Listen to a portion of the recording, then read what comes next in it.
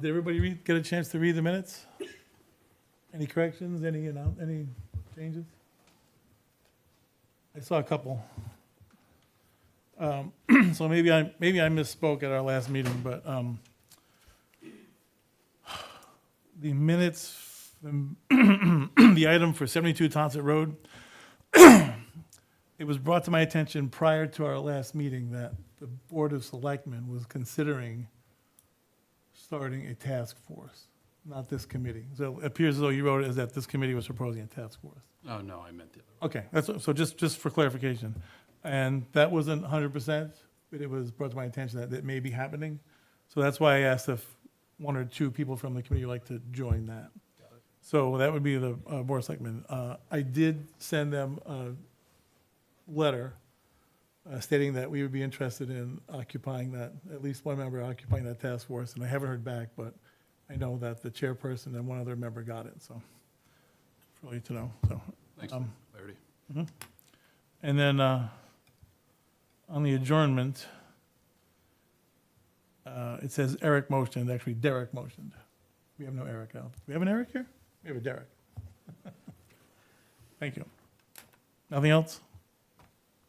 Okay. Public comment. I know that the town of Orleans is looking for herring count volunteers. Rich Levy is in charge of that. His email address is richlevy@gmail.com. He's always looking for volunteers to do help with the herring count. I'm not sure how it's going to go this year. I'm not sure how much water we have, but we might be able to talk about that. I think his email is Rich V. Levy. Oh, I'm sorry. I can check on that. I don't have it right here, but I can check on that. richvlevy@gmail.com. All right.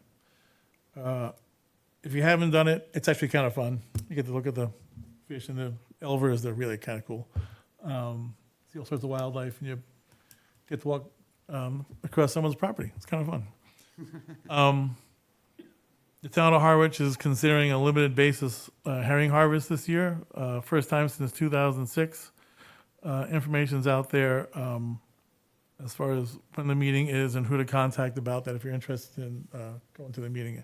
I think it's kind of interesting that they're actually considering it. First I've heard of a town actually considering any kind of harvest, so kind of cool. Bill, you have something for announcements? Yes, I have an announcement.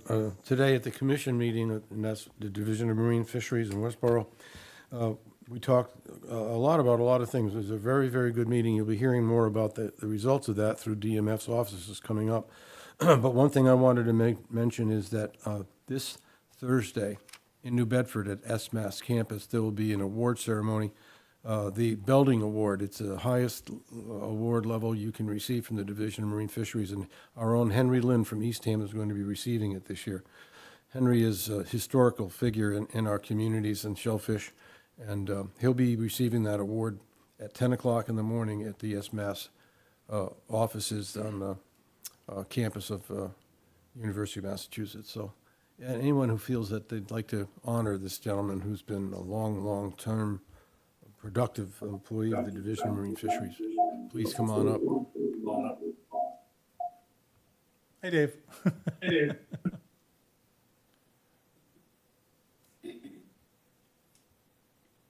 Sorry. Okay, any questions, see me afterwards. I'll give you some more information about its location. Thursday morning, 10 o'clock, New Bedford. Henry's a great guy. I'm trying to find this announcement. I can't find it. If anybody knows who the Cape Cod Salties are, they're a fishing group here on Cape Cod, and they're having their annual. Here's what do they call it? It's like extravaganza. It's a big expo. It's an expo. Like a fishing show. But It's a fishing show. They'll have vendors. They'll have demonstrations. It's happening on the 28th. Is that right? Remember? You should have told me that. You didn't. I just looked for it. I couldn't find it. Anyway, if you go to the Cape Cod Salties website, if you're interested in good deals on tackle and talking to people about saltwater fishing, they'll be there at their headquarters, with their meeting, which is at the It's on the 28th at 10 a.m. at the Yarmouth Senior Center. Senior Center, which is on Forest Road, off of Forest Road. There's going to be lectures, expos. Food. all sorts of things. Yeah. Sounds interesting. I'm gonna Sounds like try and go. Good off-season event, Yeah. tackle, you name it. Tackle, get your tackle here. All right, thank you, Kirsten. All right, agenda item number 4, Mill Pond, Scott Zinke. Greg, Yes. I was wondering if perhaps when Nate gives his Harbor Master Shellfish Constable report, he might have information on the Pleasant Bay study we were doing on the quahogs, the survival rate of the sample boxes. We can certainly ask him, absolutely. Okay, thank you. Thank you, Dave. Yeah, the Mill Pond study, I sat in a couple of meetings. The first was the 22nd, I believe it was, the wastewater committee put together with just ideas, and they had hired a consultant. I think we put up $80,000 to have a consultant take a look at Mill Pond from last year's budgets. And talking with George Maservi, what they're planning on doing now is aquaculture in Mill Pond with oysters, and also putting in an impermeable barrier along the bottom of Grandview. So that'll take care of some of the flow, they hope, coming off the hillside. Still gonna take a lot of Is it nitrogen flow or sediment flow? nitrogen. Okay. Yeah, nitrogen is off the meter. Yeah, okay. May be able to talk more about that, but our counts are way up there. Bottom of Mill Pond's basically dead, No. so. I heard past 6 feet, it's basically dead. I heard past the 6-foot depth, it's basically dead. That's pretty sad. That's pretty Funny sad. though, it does, I mean, we've had 2 resident seals in there in the last 2 years. So they gotta be eating something, You know, Oh, the sure. fish that are on the surface. Yeah, they like bunker. yeah. Mr. Chair, may I? Yes. I was working with George Maservi a little bit on this. They brought me in just to be included in the shellfish conversation about, possibly using oysters for nitrogen remediation in Mill Pond. There's some questions that need to be answered. It's a different water body, it's got a different whole ecology than Lonnie's, depth-wise. We found, a spot where we could accommodate growing oysters. It's more oysters than would be needed in Lonnie's Pond because it's a bigger water body, but we also don't have a TMDL, which is a targeted mean daily load of nitrogen, right? So the DEP has a certain amount of nitrogen. 4 Mill Pond. Or Mill Pond, right? So we don't have really as much information for baseline information to start from in terms of what we're trying to actually accomplish. I mean, there is, anecdotally, science that said growing oysters in a water body is good for the quality of the water because oysters take up the algae and, remove the nitrogen. If you put the oysters in at a certain weight and you remove the oysters at a certain weight, you can deduce a certain amount of nitrogen removed. That being said, Mill Pond, in the location that we found, would be most conducive for growing, a big array of oysters without being too big of an impact for navigation. Is much deeper than the locations in Lonnie's. And speaking with the scientists at SMAS, UMass Dartmouth, who are doing the monitoring for us in Lonnie's Pond, I think it's in George we just got a scope of work back from them to see if we could put a contract in place to get some more information from Mill Pond, because if it's truly anoxic on the bottom in the location that we chose because of the depth, there might not be, the same amount of microorganisms on the bottom as in Lonnie's. What happens is oysters release biodeposits, oyster poop on the bottom, release nitrogen basically. And if you don't have these microorganisms on the bottom to break it down and release it as a gas, it's called denitrification, which is a major component of one of the reasons that Lonnie's is, restoring the health of the pond. It's based on those, that denitrification component on the bottom. If that's not occurring, then oysters could actually add nitrogen to Mill Pond. So we need more information before we just throw a bunch of oysters out there. And Is that similar to what happens with fish farming with salmon? Yeah, it could be, Same thing? absolutely, with I know, biodeposits. I know those pens kill areas, kill bottom regularly. It's one thing when there's a bunch of little bugs down there waiting for the food that you're gonna give them, and they chew it all up and turn it back into a gas that's released in the atmosphere and, help the issue in the pond. But it looks like George found some money, and I think in the near future, we'll bring on SMAS to do some core sampling and try to figure out what's exactly going on in Mill Pond before, in order for us to make educated decisions. Yeah, for some reason, you can look back on the history of it, Mill Pond was left out on the sewer study. It came as far as Cedar Land, and at the time, they thought everything from Cedar Land east flowed to the ocean. We've actually got a Mill Pond basin, as everybody knows. So, I laugh. and the only other caveat to the impermeable barrier is if they find a endangered species along that shoreline, then Diamondback turbines? that'll be put on hold also. And they're there. They're there. That's interesting, okay. Gray seals. Gray seals are endangered. Oh, no, they're not. Is that it?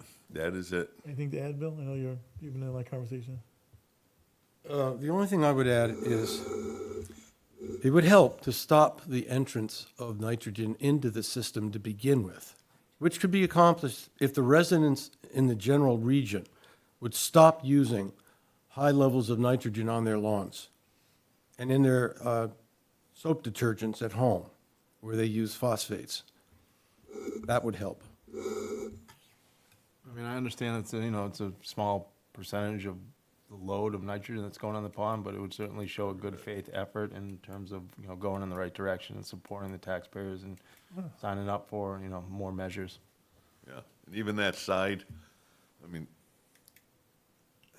I'm guessing, but I don't think I'm very far off. There may be 3 people that live full-time in Grandview. So 8 to 9 months out of the year, the Right. place is desolate. Yeah.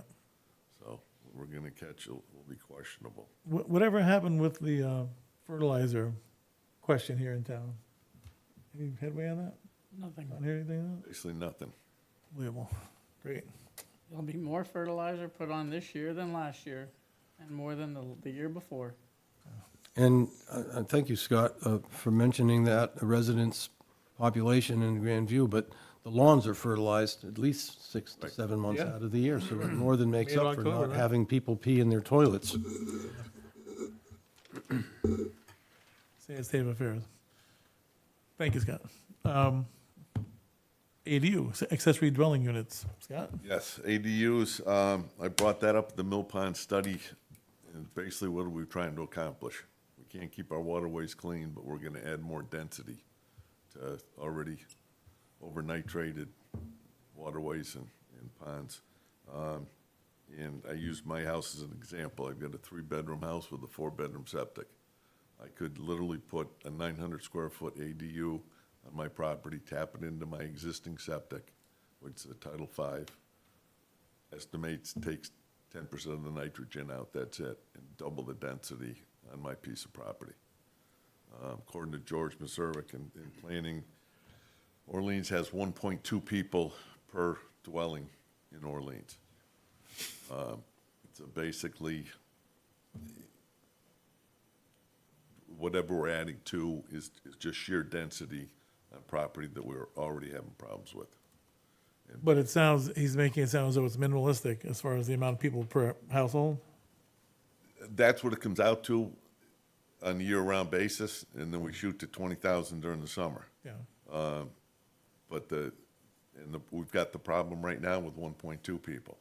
So we can basically add quite a bit to that on the same piece of property and not accomplish anything except putting more nitrogen back into the ponds. So wastewater had it on their agenda, the last meeting last Thursday, I think it was, and they're gonna carry it forward to the select board. I did go to freshwater, they said, take it to wastewater. So it sounds like it may have some legs.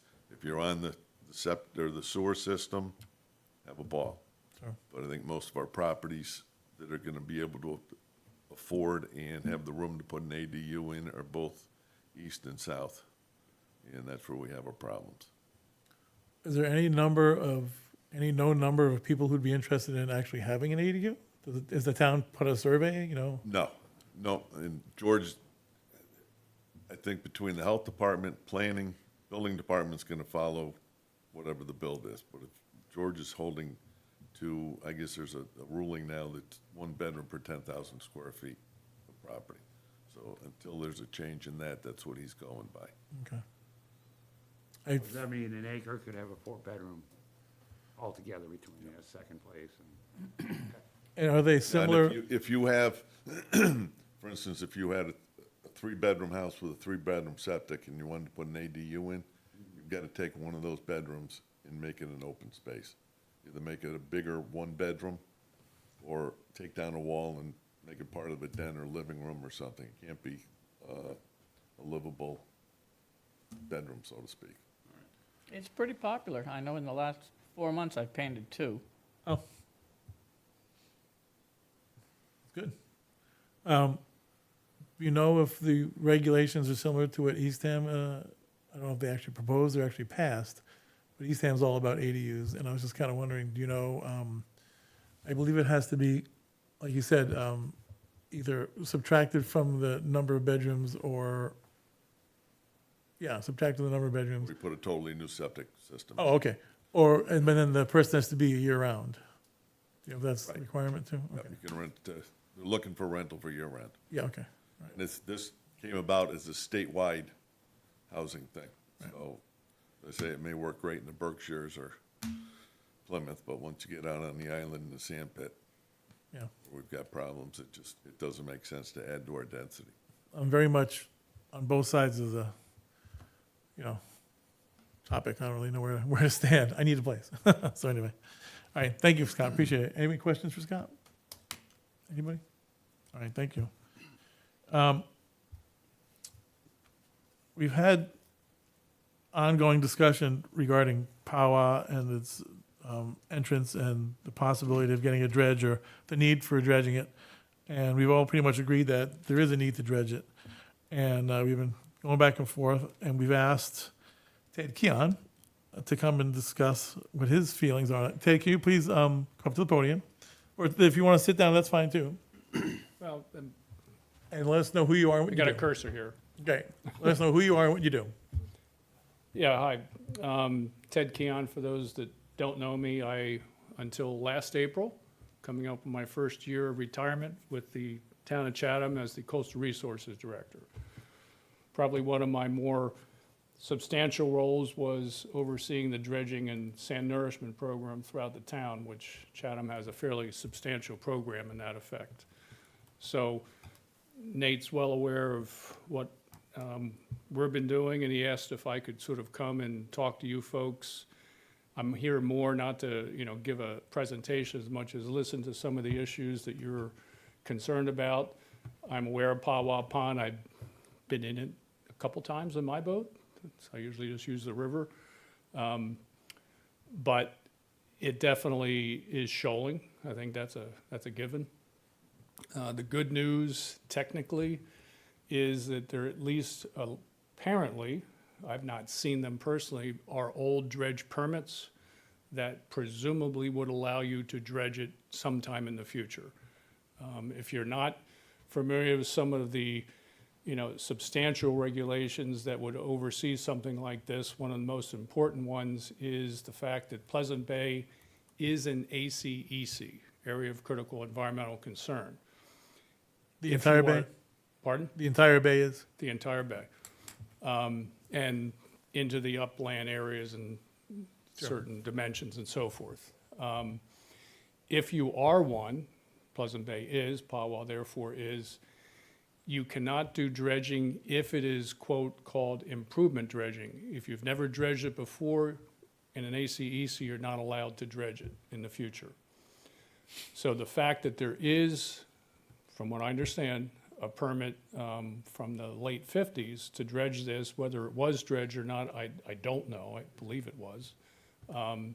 We should be past that issue. So that hopefully is a non-issue to do it. If you were looking at some waterway that hey, let's make it deeper because bigger boats are bigger and it's never been dredged before, you're probably dead in the water.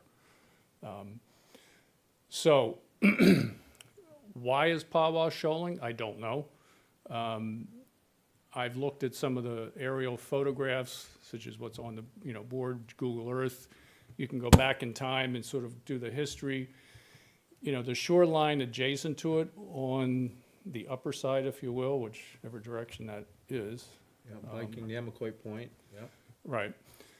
If you look at the pictures, it's whiter, meaning more sand than other days. Then a lot of the fringing marsh will show up in other days or years rather.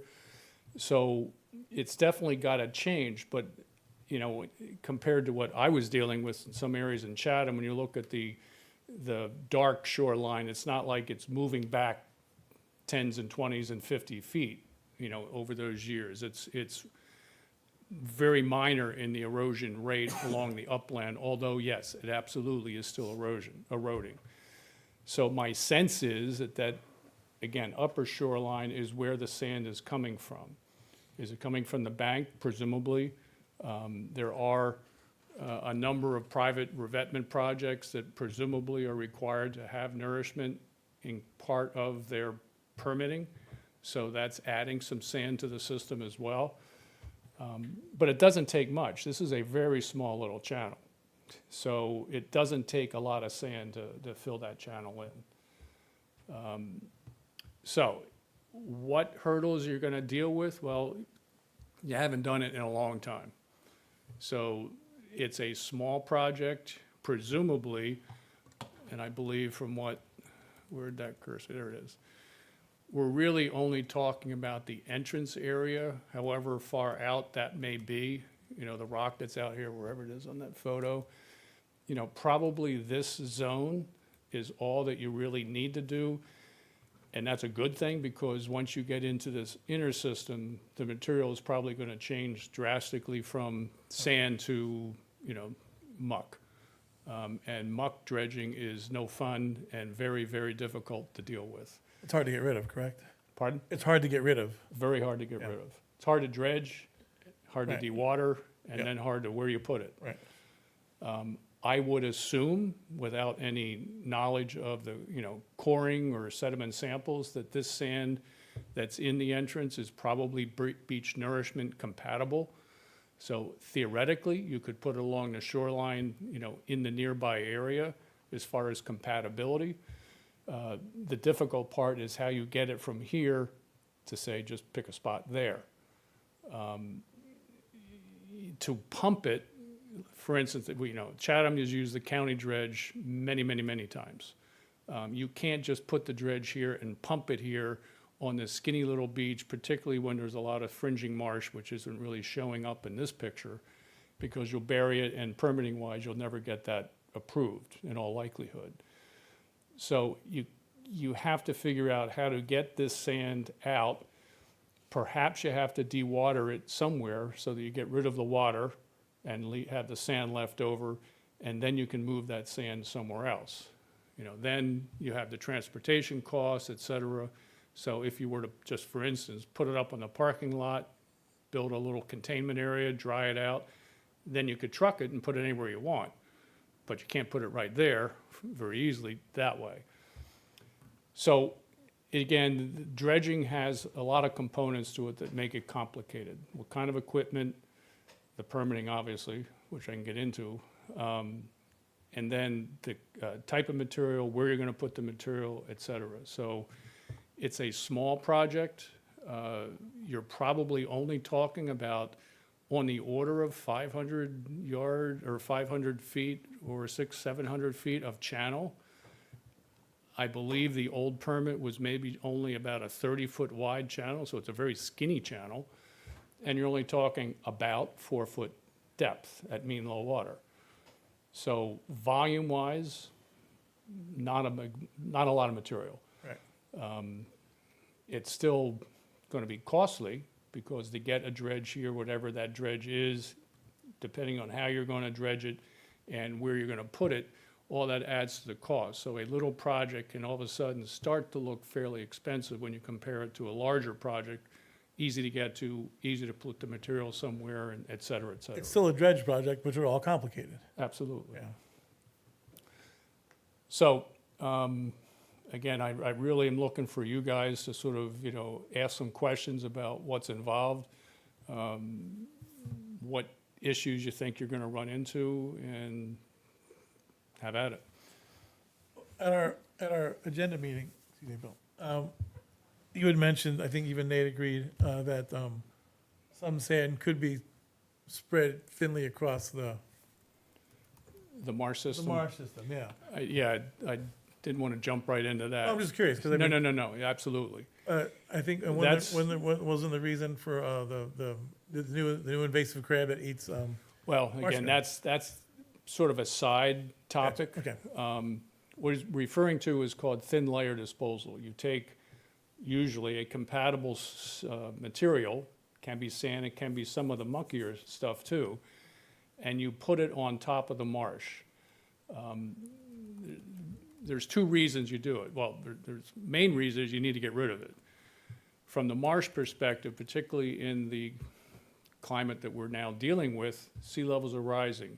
Marshes can't grow as quickly in some areas, in many areas, as fast as the water is rising. So how do you artificially help that marsh grow vertically? One way area is, well, let's add sediment to it. Don't let nature try to add sediment, which it does, but at a very, very small rate. Let's add more sediment and let the marsh grow up at the same time. So it adds, health to the marsh in theory, and it adds resiliency to the neighboring area.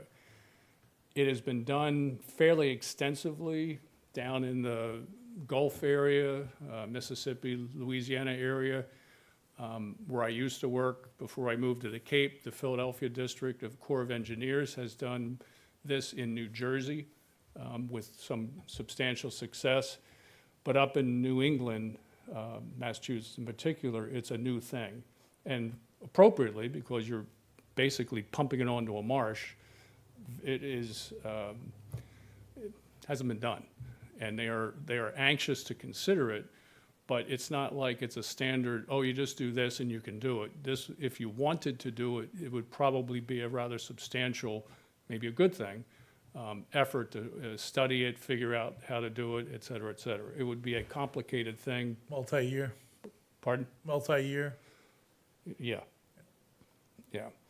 Much of which is just studies in science to Sure. sort of see how to do it, would you do it, and then monitoring it afterwards. Yeah. Could you get grants perhaps to help on that? Probably, because this is something that the state, the regulatory agencies are interested in. So they want to find some sites to do it. Whether this is the right site, that's another discussion. So could it be spread up into the marsh, kind of where it says Powwow Point on there? Again, any marsh in theory that, quote, needs it, Okay. presumably you could do it. But then you have to figure out, again, is it the right material, how you're gonna get it there, and are you gonna do more harm than good? And that's where, I've not done it, I've not been involved in it, I'm familiar with it very tangentially on the outside, but it's a new concept that I wouldn't jump into a project like this saying, hey, we're gonna do thin layering. That's gonna add a lot of time and study in order to get there. Have you hand it? I didn't, but I'm happy to speak, Okay, as always. well, I had a quick question. Anybody else? So do you know offhand, like what would be the maximum amount inches-wise they could spread across the grass? An inch, 2 inches, 6 inches? That's a great question that I don't know the answer to. In some areas, they've added feet, but they're also changing sort of the habitat in so doing. Some of the areas in Louisiana where they use this spraying technique, it's like a sprinkler. It's a much smaller volume, but it's over a much larger area, so that they don't literally smother everything. Sure. And I didn't mention, you asked about the crab. There is I was gonna remember the name. Phil, do you know what's the I marsh? was looking at Phil too. It's not like green, but is it like? No, it's not the green crab. It's a It's something purple more- marsh crab? I think it's another color, like a purple It's, one. I think it's the purple marsh crab, if that's correct. And it's a crab that is now, it's been native, but apparently it's becoming much more common, and it's eating marsh vegetation. It lives in the marsh. Right. It doesn't eat little critters, it eats the marsh. So it's been widespread up in Wellfleet. I went to a presentation a couple years ago and was like shocked. You know, it's our neighbor up in Wellfleet. They are dealing with this in a big way. They can go in there and decimate a marsh. And you can't really trap them, and you can't give them, you know, food to eat that may be, you know, harmful to them because they don't eat that. One of the ways you do it, or get rid of them, is you bury them, smother them. Right. So, you know, that would be a potential, and I don't know that we even have them here, you know, way to, you know, get thin layering, you know, supported because it could, you know, bury marsh crabs. Do we know how much it would take to smother them? I don't. Just curious. Steve Smith, who is the wetland specialist with the seashore, has been studying this. He's much more knowledgeable. I just know that it exists. I don't know the science and the details, frankly, at all. Question, do you know if, by burying, excuse me, by, adding material to the actual marsh, let's say it's 4 inches, whatever, 3 inches of material, does that strengthen the root system and create a stronger, grass, do you know? Once again, I don't know. I mean, depending, curious. you know, the marsh will try to, you know, grow up. Yep, sure, yeah. You know, marsh, beach grass, you can put a lot of sand on beach grass, Sure. it goes right up through it. Yeah. It's happy. Marshes are not quite like that. Sedge, peat, so a little different. Yeah, I mean, and again, just plain sand may not always be the right material. You Gotcha. may need some of the organic fines, you know, with the material. That's where the science is, you know, I'm not up on it, frankly. Gotcha, just curious. Yeah. Nate? Thank you. Thanks, Ted. We brought Ted in here, you know, it's one of those things. We did a dredge feasibility study on Pleasant Bay back when we were looking at Nauset Estuary, and we get into every one of these little terminal ponds and looking at the cost-benefit analysis of dredging for the for what we actually get out of it, and the challenges associated with disposal of this material. If you don't have a beach to put it on, and you don't have a permitted location for nourishment that can handle the amount of material that's coming out of the location, then you're talking about, you know, means and methods, right? The county can come in and use hydraulic dredge and pump it. If they need a location to pump it.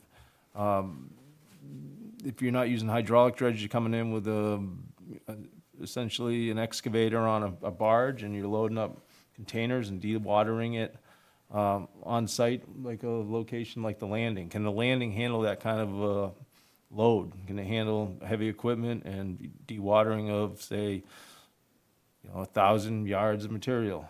When we looked at it Pleasant Bay wide, it was just overwhelming to the point where it got shelved. But we have a real situation here where we got you know, we only have so many boat ramps. We're always talking about how little access we have to the water in Orleans. We're always looking for new locations so that we can have access to the water. Before we start looking for new locations, we better take care of the ones we have, and this one's getting choked out. To Ted's point, it's a small channel. I brought Ted in because even if we started right now, even if we had the money right now, we wouldn't be dredging this place likely for 2 years, right? So, I mean, we need to start this conversation, and we need to kind of champion this thing through. If we think, as a committee, I feel it's important, but obviously we need to figure out what it's going to take, and, you know, what method could be used, and we need to know first steps, because depending on how you do it, that's going to decide how expensive it is. Ted, because he had such, you know, a connection in a career with Chatham and all the different dredge projects they have along their shoreline, the county is over there right now doing bathymetry surveys. Ted reached out to them, and they're going to come over in the next couple weeks and do some bathymetry for us, just to kind of get baseline numbers on that channel. Okay. Yeah, for short money, because they're already in this neck of the woods. At least then we'll have some, you know, baseline data. And I think tonight's meeting really is like, what's next? What's our next steps, right? Like, because we're gonna need to, I'm gonna need to ask for money. We need to put it on on the budget planning for next year, right? It's not like I can just pull a rabbit out of my hat unless it's like smaller money that, like, similar to what we just did with bathymetry. Because it's gonna be, you know, I'm guessing a feasibility study in the beginning, like, what is possible here? And, you know, I don't know if we wanna get into, being the first people in Massachusetts to ever do thin layer deposit on marshes and looking for, you know, grants for studies, that type of thing, because, we've already waited too long in this situation for trying to, you know, put some study out there to figure out.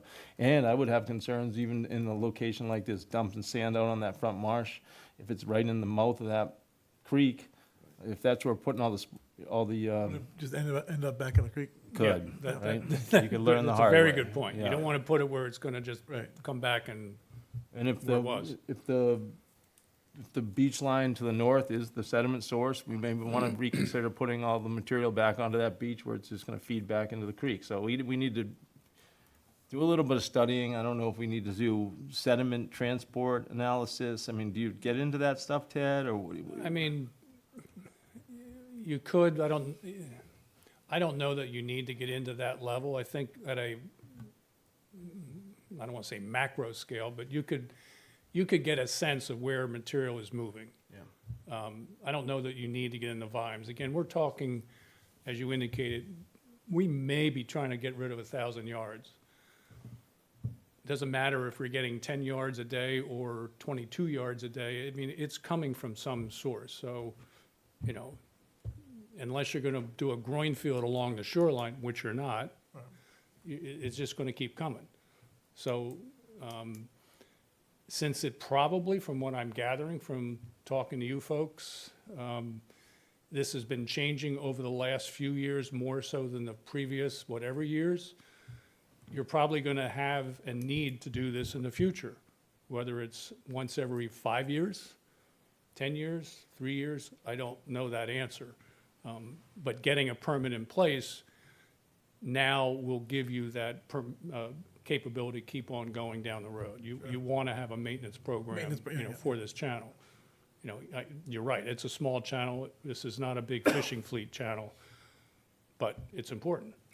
Like 'em It's all. used on a daily basis. Absolutely. Nate, is there any access to the Pawa Point side? Dirt roads, anything? Sure.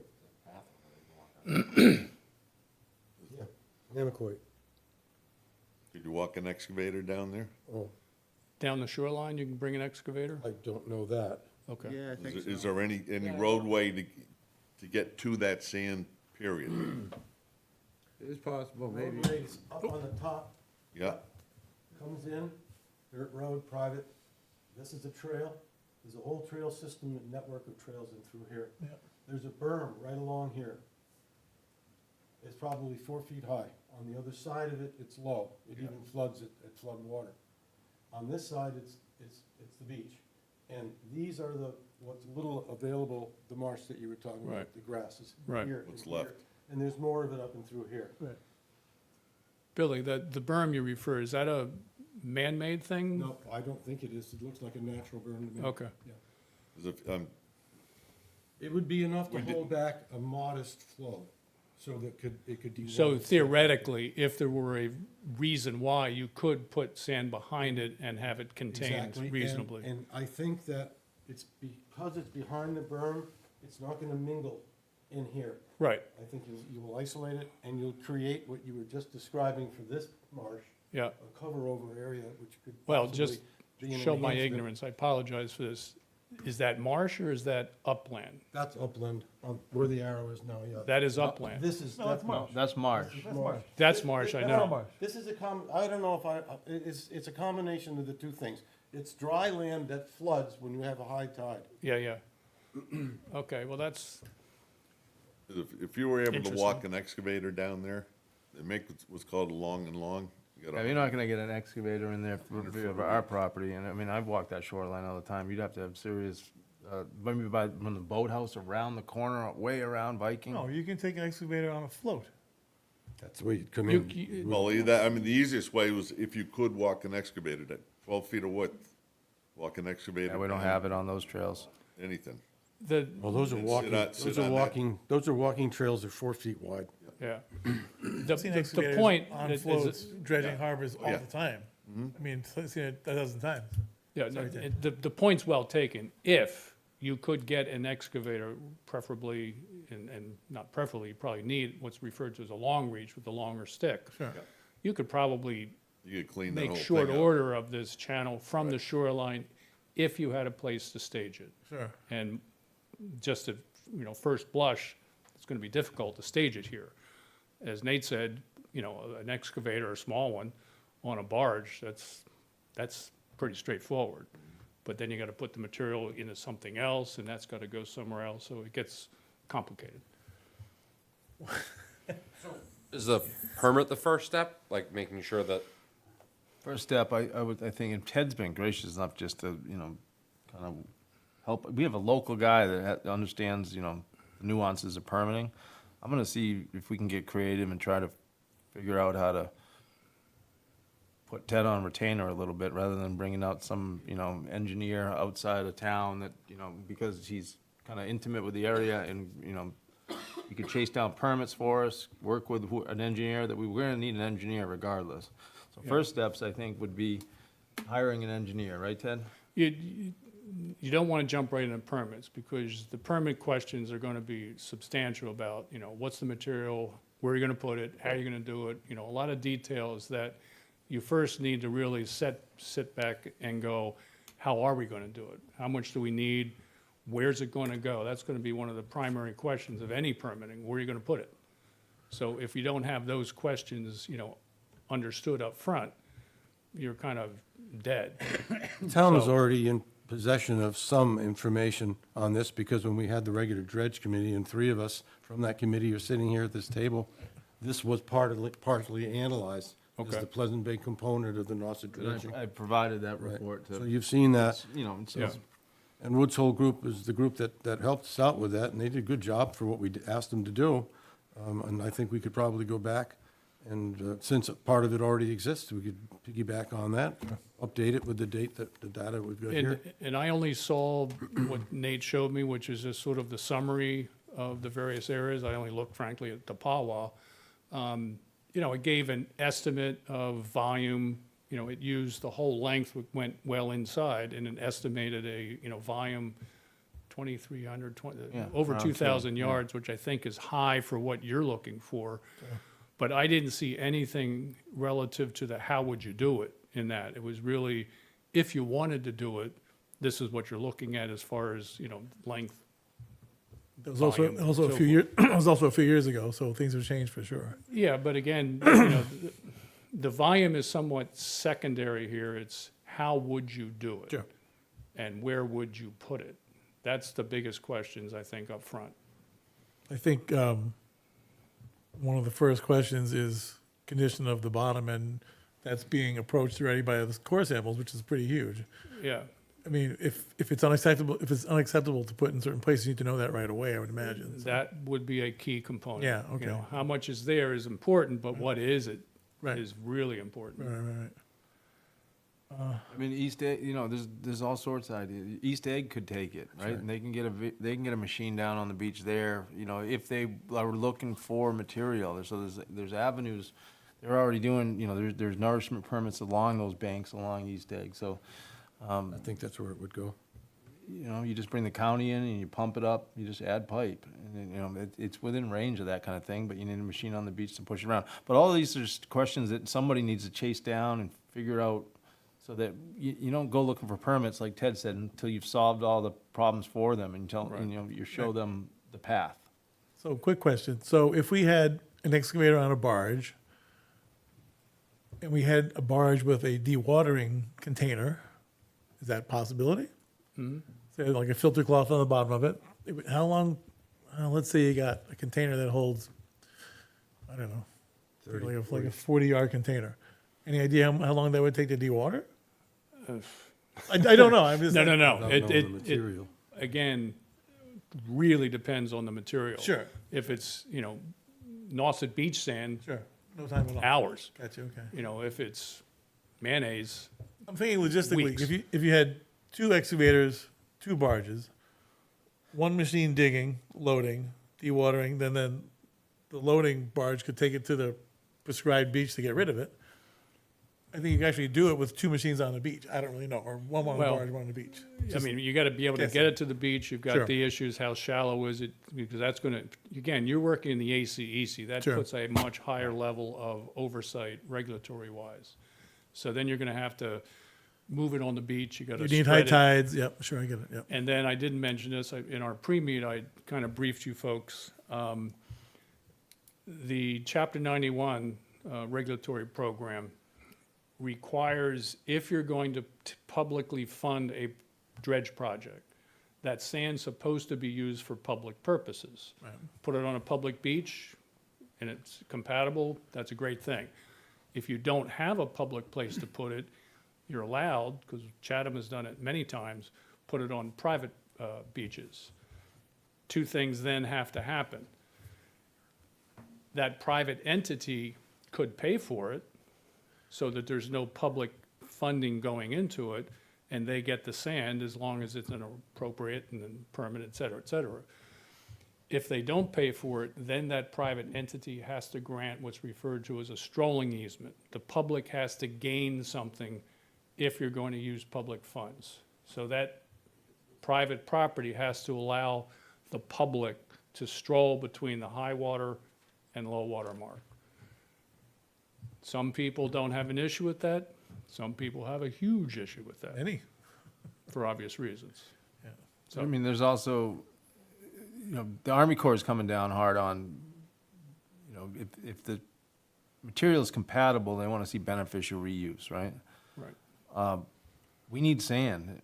The town of Orleans needs sand. So, I mean, if you can't figure out a beach in the proximity to this place where you can pump it, that's the cheapest way to go. But if not, if you can figure out how to de-water it in the parking lot and truck it away, we could stockpile it and use it for, rebuilding the dune at Nauset Beach, stockpile it for nourishment needs at Skakit Beach. Stockpile it for back trail maintenance for the oversand vehicle program, right? You need a place to stockpile it, right? But 1,000 yards isn't nuts. I couldn't agree more on that. Yeah.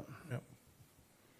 It's gonna the crazy part is if you timed it right, and we're talking about retreating from Nauset Beach, we're talking about, right now, designing the new administration building, removing the administration building that's in the weak spot in the dune.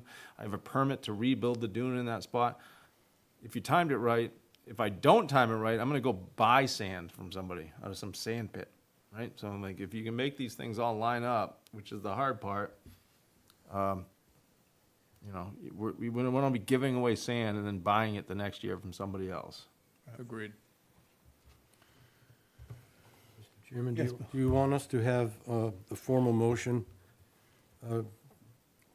informing the select board that this committee is in favor of a dredge project to deepen and correct the shoreline? We consider that, Watch but channel? I can hold off a minute, because we may have some discussion, some further discussion. You okay with that?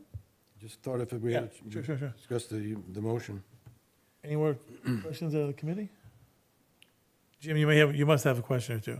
No, I No? appreciate Ted's expertise. Okay, do you have any comments? What's going on down there? I know you've been fishing out of there for at least 40 years, correct? Do you have any comments or any insight you'd like to give us? No, it needs it. Okay, That's all I have to okay, say. all right, great. Okay.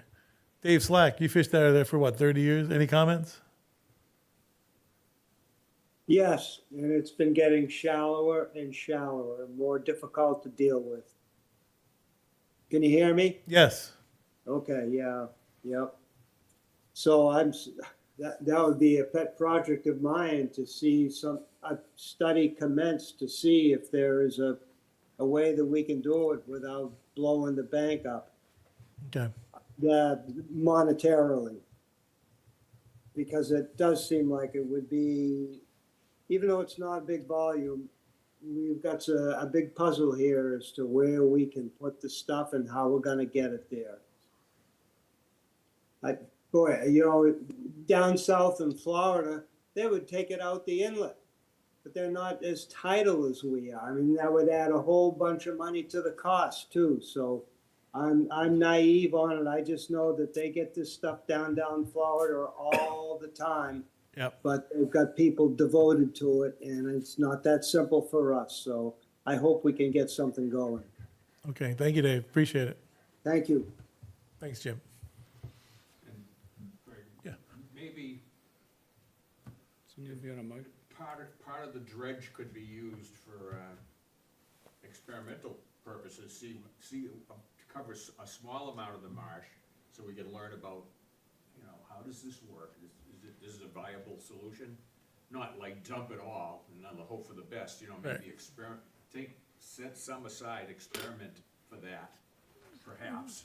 That's just one approach that, might be part of the system. Yeah, I mean, depending on the volume that you have and the capacity where you put it, you could do that. But whether you cover a square foot or, a half an acre, Right. you're gonna have the same issues. You're gonna have to justify scientifically why that's a good thing and an appropriate thing to do. So it may be a good idea, but you'd still trigger that, well, we've never done this before, so let's really look into it. Sounds like multiple good reasons to try, though. Mm-hmm. So, Do we know how soon the county dredge guys are gonna come look and give us some data or numbers or an idea of?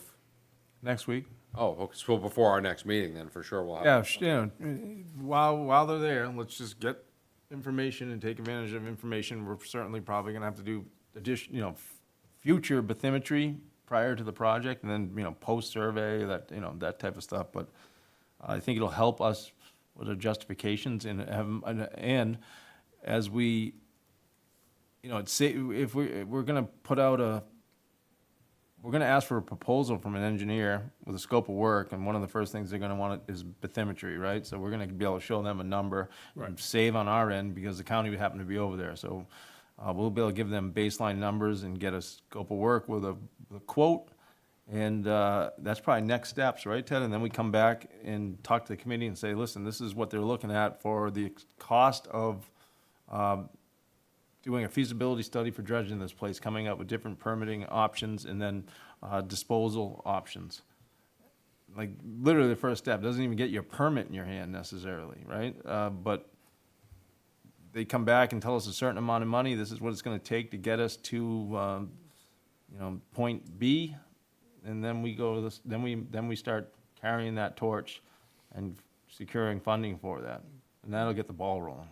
And that study should include, the assessment. Maybe the assessments, you can't do it. I doubt that that's the case. If it's yes, you can, and this is how we think you should do it, should include, what are the permitting steps gonna be? What are they? What different agencies you have to deal with? That's fairly straightforward, and the cost to do it, so that you know what you're getting into if you wanna move forward. It'll give you a reasonably good estimate of what the next step's gonna cost you. You wanna know that. Sounds like we're on the right track then. Yeah, it's just a lot of steps, right? So Yeah. it's like, when I say, 2 years, more likely 3, if we start now. Yep. Without any, No like, studies or experimentally new things in Massachusetts, like, just straightforward, remove that sand, find a place to put it, get it out of there. And pardon me for jumping in, the good thing from my perspective is, this is not a complicated project. It's a small, little, quote, project. The hardest part is more, what are you gonna do with the material, which is not unreasonable. Again, you're not gonna get, in all likelihood, the county dredge with the current machines they have to come in here and suck it up and pump it somewhere. It's just too much of a volume. They would do that in a day, but that's too much volume that's coming out the other end to put somewhere that these beaches can handle. It probably, unless I'm missing something, that's probably a non-starter. So it's either a small little teeny hydraulic dredge, which they have, not, the county doesn't have, although they've rented one once, or it's a mechanical excavator. So it's a fairly straightforward how to do it dredge-wise. Where to put it, again, that's not that complicated once you kind of come up with some ideas of, I like the idea of stockpiling, given the volumes here. Having a 500-yard stockpile somewhere is really nice to have. Sure. So, You gotta truck it. yeah, But you own it, and you don't have to buy it later. there you go. excellent. Any more comments? Questions? No? Bill, what's your idea? To make a motion to recommend a dredge study / project at Powell Pond? Mr. Chairman, it's your call. I think we all support it, right? Yes. Okay, well, someone like to make a motion? Okay, I will make a motion that we start a process to dredge Powwow Channel. It can be as simple as that. If you'd like more words, I've got more written down, but that gets to the essence of it. Start a process to dredge Powwow Channel. The committee recommends to the Board of Selectmen. Excuse me, to the Select Board. Okay. Second? Sure, I'll second it. Thanks, Bob. All in favor? Scott, yes?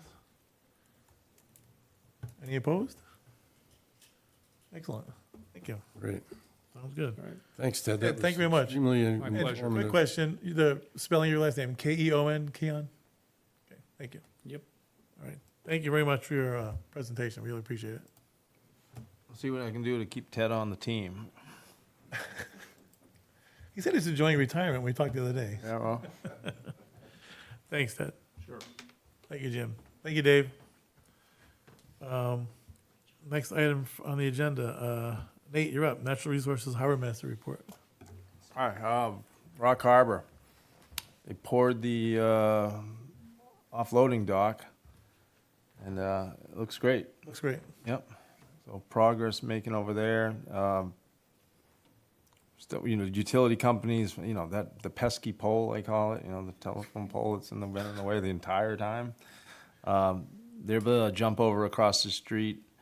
One of the issues why Eversource already did, but their lines were too loose, and so then it goes Comcast, Verizon. So Verizon needed to tighten up so Comcast could move their lines and Verizon's lines. Three different utility companies this whole time are trying to.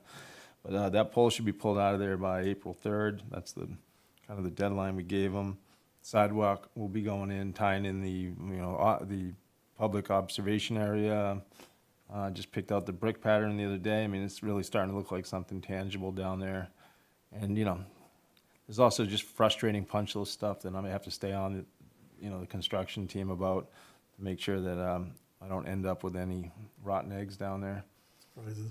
Yeah, well, it's not surprises. They're staring me right in the face. I'm just going to make sure that while they have the equipment on site, that Yeah. there isn't an excuse that, the equipment's already left and, I own that forever. So this is the most important part of the project right now is those Finishing up. those Yep. little details. Punch list, yep, sure. Goose hummock bulkhead, everything's pretty much done except for when they were driving the sheet on the boat ramp, they came and, there was a pretty significant obstruction, which was a big boulder, like a 4 or 5 foot boulder there. They had to tear out of the ground.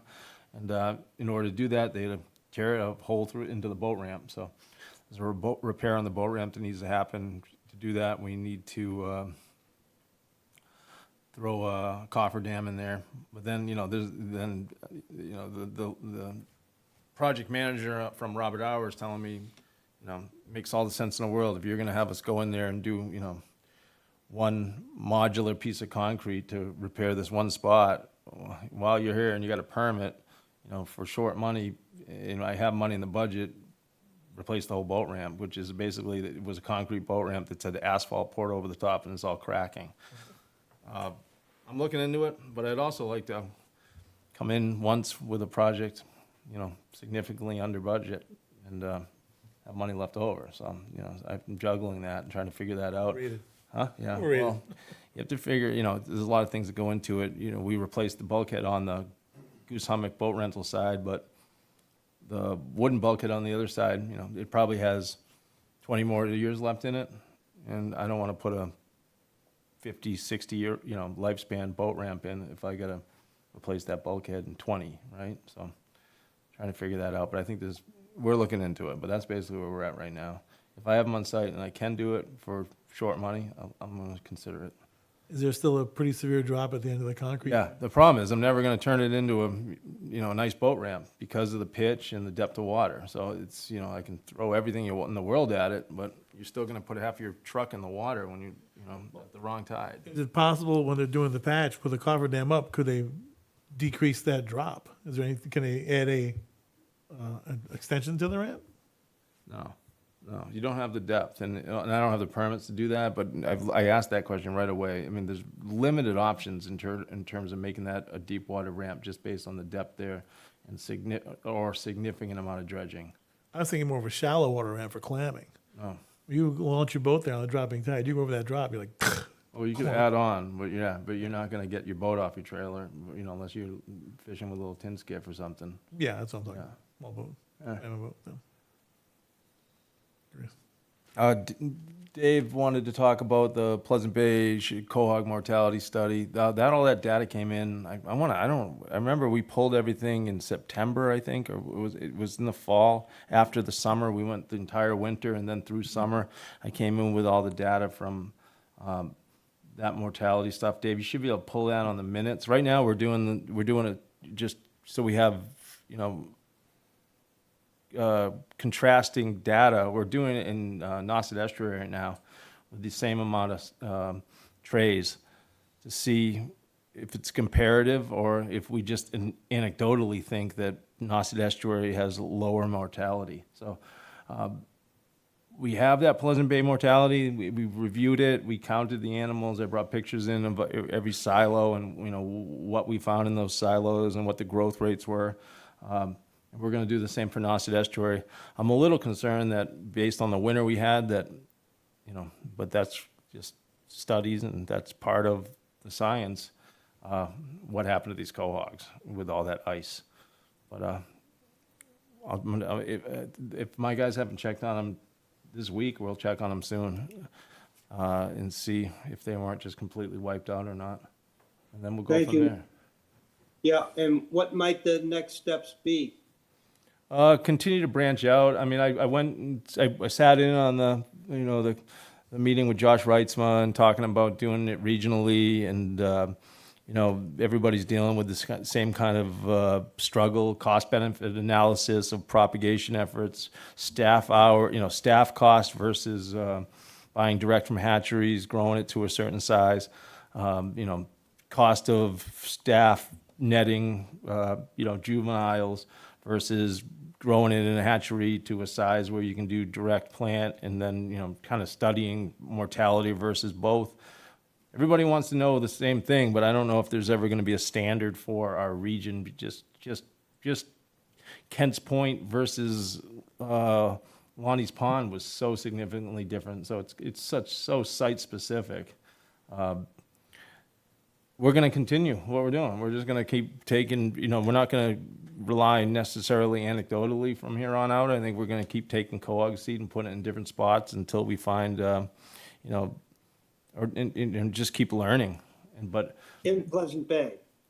yeah, in both water bodies. But I can tell, I don't have it in front of me, but, the data, I wish I could tell you. I think in one of them was 90% mortality without a net in Pleasant Bay. We'll see Yeah, what. we kind of expected that diversity of productivity. I know. And then it's like, it would be interesting to see if Nauset Estuary came back different, I don't know the answer, and I don't want to rely anecdotally on what we do for propagation locations. So keep gathering information, keep trying to keep seed coming our way. And we had a big year for propagation last year, but we didn't put anything in Pleasant Bay until, I have better information. But anecdotally, I think we put just short of 900,000 quahogs out in Nauset Estuary last year. And over the last 3 years, we were ramped up. There are quahogs everywhere in Nauset Estuary right now, all age classes. Some people probably don't want me to say that out loud, but geez, if anybody wants to go commercial shell fishing, please come on down, because it's not a shortage of quahogs, it's a shortage of quahog fishermen at the moment. Thanks, Nate. Yeah, thank you. Is it open? It's open, yeah. Pleasant Bay, the only thing that's closed right now is, and that, thank you for that lead in. I almost forgot that. And I hope this doesn't become just a standard. Meeting House is boiling with red tide cysts. And they're in the water column right now, and the cell counts. Huh? Are they in the meat? The clam meat? Unknown at the moment. So we sent out a sample from Aries yesterday, Monday. A sample from Aries, a sample from Meeting House, 2 both quahog, and then Pete Orchid sent out a sample of oysters. And those would be our first meat samples. So that was basically a precautionary closure based on cell counts out of Meeting House Pond. Anything over 500 parts per million, is cautionary. Anything over 1,000 parts per million leads to precautionary closures, and we were at just short of 1,300 parts per million first grab. So is it bubbling? But this didn't it happen in December at one point too in Meeting House Pond, where Yeah. everyone's got spooked by it, and it never ended up necessarily in the meats, and we ended up closed regardless for weeks. So if it ends up in the meats, you need 3 weeks, with it clean of the meats. 3 weeks now? Yeah, 3 clean Two, samples. right? No, 3 clean samples. Okay. Um, 3 clean samples within 2 weeks or 3 solid weeks? 3 clean samples over 3 weeks, yeah. Okay. But, so they just precautionary closed the river, right? So it's just from Meeting House Pond out to Viking Point. So all the shellfish grants are still open, and we'll see what happens from there. But, the next shoe to drop's gonna be Nauset. It's any day now, my guess. The herring run, we're up 8 inches from last year at this time. That's great. It's great. Thank Not God. enough, but great. Yeah, I mean, the first year, without Scott Johnson last year, and we had, the worst water level ever. And if I ever could have used Scott, yeah, there's more water in the lake this year. There's not, we probably need another 6, but right now, with the lake completely boarded up, all the pen boards are in, keeping any water going through. Because of the groundwater infiltration, which always happens after a rain, fish could pass right now without us even releasing anything from the pond. There's a foot of water in those spots where last year when we were trying to pass fish had 4 inches In the run? in the run without any water being released from the lake. Great. Yeah. Let's just hope we get the herring back. It was- Is there a flow? Is there a notch they can clear if they showed up tomorrow? No, but I mean, I'm gonna monitor it. We've had them as early as, March 12th, 14th, yeah. 14th.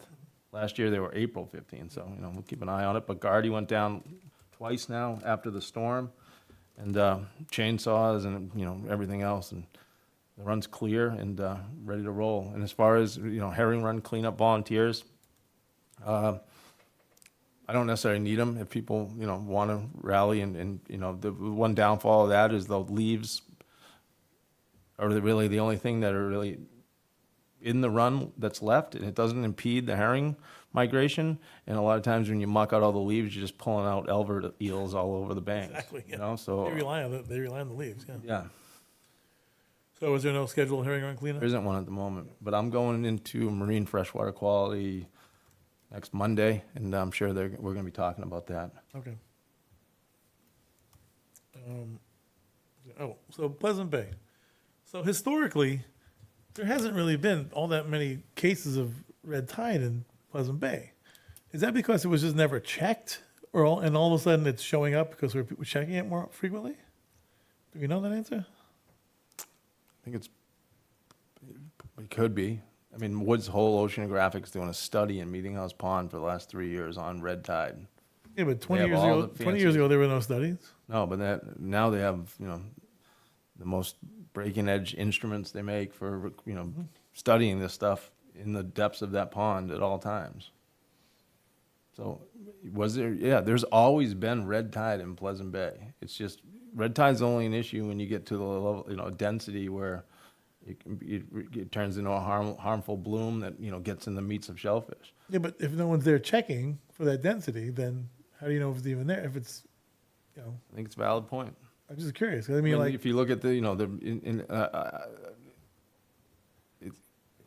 we have an extensive, testing program on Nauset Estuary where every week we send out mussels to the labs because we've historically had red tide. how far does that go back? There's not many places doing that around here, right? So, I mean, and, you know, that's how we find out whether the shellfish have picked it up. I'm guessing, based on what's going on in Meeting House, that, you know, it's inevitable at some point that we're gonna be sending out on the regular meat samples to the labs. Yeah. How long has it been going on at Nauset, do we know? Before my I'm time. guessing at least 40 years. I've been here 45 years. I'm guessing at least 40 years. Longer than that. Yeah, so. Yes. Again, something today from the commission meeting, the advisors to the Division of Marine Fisheries talked a little bit about green crabs, something that strikes fear into the hearts of shell fishermen up and down the coast. But some good news.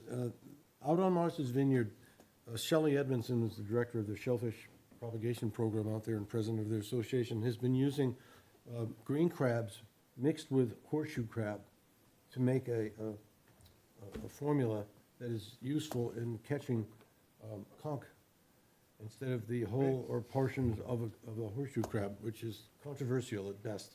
The horseshoe crab as bait right now is really a big story. Sure. So if we can use fewer horseshoe crabs and still catch the same number of conchs and get rid of some of the green crabs, create another fishery for this pest that has been so destructive to our shellfish and our estuarine bodies themselves, could be a win-win situation. So keep attuned to that.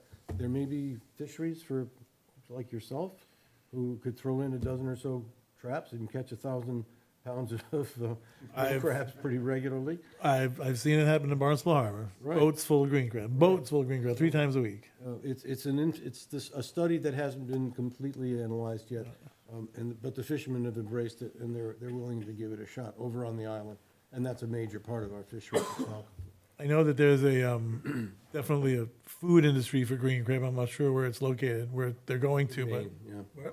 Maine. Okay. Maine is But there's also they're great bait for tautog, and I know that's a spring and fall fishery. But during those fisheries, during that spring and fall, there is high demand for green crab up and down the coast where they can catch the tog. So that's huge to get rid of them. But it's not a year-round daily fishery yet. So, but plenty of guys doing it. So. Phil and I sat in on a meeting recently about this, where, you know, they're talking about the municipal shellfish constables and, you know, trying to figure out a sustainable, attractive commercial fishery for green crabs to kind of drive the price so that it was actually worth people doing this. Some of the folks in Wellfleet have been showing pretty good results just trapping them. They're talking about using them for compost, right? There's a disposal issue with these things. I mean, the tog bait isn't going to put a dent in the numbers that, you know. Neither is green crab bisque, which is what Exactly. they're unfortunately a little too small to eat. I'm Right. sure what meat would come out of them would be great, but you know, problem. But hopefully down the road. Actually, just feed them to raccoons. I compost them. I have 2 traps, and my compost is unbelievable. I trap them some on my grant in the summer, and I just bring them home, leave them in a tote, and raccoons enjoy them. That's good. Phil. Good for you. Yeah. I like the raccoons. I better than I just green want to crabs. add something that Nate just commented. We were at the Barnstable County Shellfish Advisory Group. Our state representative, Hadley Luddy, got an earmark in the budget for $25,000 to basically develop a commercial green crab fishery thing. Now, we all know $25 is $25,000 is like a drop in the bucket. But one of the things they talked about at the group, which has representation from all the towns, constables, deputies, whatever come. Some towns weren't interested at all. There were some towns that were quite interested. But that group is working on trying to develop a proposal to get started. As Nate mentioned, Wellfleet, Johnny Clam down there has been doing this for years, and they're big on it, and they were talking about ways to use the money. You know, like maybe every town could buy a refrigerator, because there have been some composting studies, and you basically have to crush them. And they also stink to high heaven, so you have to deal with that. I mean, the dump isn't just going to say, oh, yeah, throw them into the barrel over here kind of thing. So there is a group working on it. I think in Orleans, we basically said we want to keep in touch with it and we'll hear what's going on, but we're not ready to, to jump in and do much right now. But it would be, hopefully, it'd be working in the direction, and hopefully it'd be more money in the future, but working in the direction of having some kind of fishery and a use for it. And one of the assistant constables down in Yarmouth has been talking with Robert Biauer, which has a huge composting operation, and see how much would they need and how could we do pickup and all this and that. So I just want to let people know some of that is being talked about, and we're keeping in touch. So if there's a way, time for Orleans to jump in, fine. If not, we'll keep the word coming out. Thanks. How about maybe a way to fund fishermen to remove them as pest removal versus just a commercial fishery, because try and find a use for them. Yeah, that's an idea. Part of it was focused on, we got 25,000. Yeah. And obviously you want to come up with a good plan for spending it. And I also wanted to make sure we mentioned Representative Luddy's name, because if people are running into her, say thank you. Yeah, sure. Because a lot of reps don't deal with stuff like this, and she's new and she brought it up, and so it's a help to all the fishing type people here on the Cape. I'm just thinking because they are a pest, maybe as a way to get paid. Well, that to might be something in the remove them as a future, pest. Yeah, but okay. that's not going Just to a happen thought. yet. Yep. Okay, Thanks. cool. I mean, Thank you, Phil. It gets wild and convoluted, and, the money's going towards freezers for humane dispatch of the crabs so that before they can be transported to the, Sure. the crusher.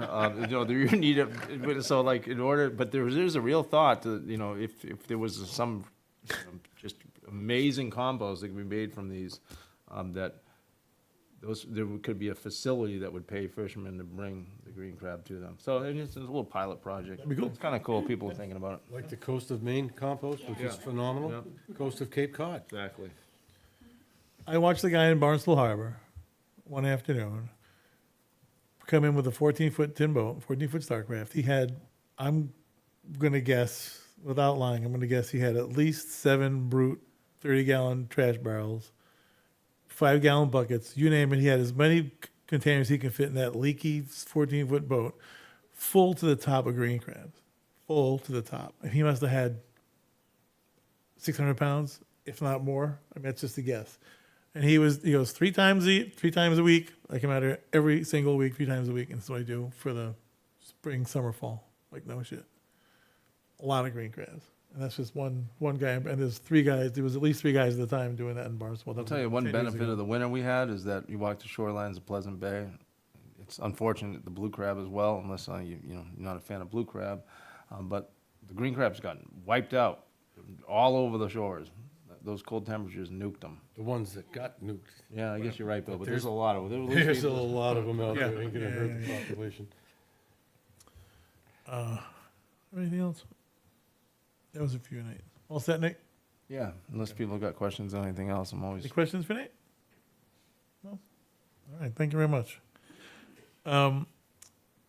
Next item, future agenda items. I did talk to Owen. He is still on, is it parental leave, I guess? He had a child recently, so he's helping his wife take care of the child. He would be more than happy to meet with us. I think he said he can make it next month for his Pleasant Bay study chat. So, all right. Any other ideas for future agenda items? No? Bud, anything? Nothing? Okay. In that case, motion to adjourn? Scott? Second? Scott, Bob? Happy St. Patrick's Day. Thank you, Mr. Chairman. All in favor? See you later. Thank you, audience. Thanks, guys. Appreciate it. Thank you all.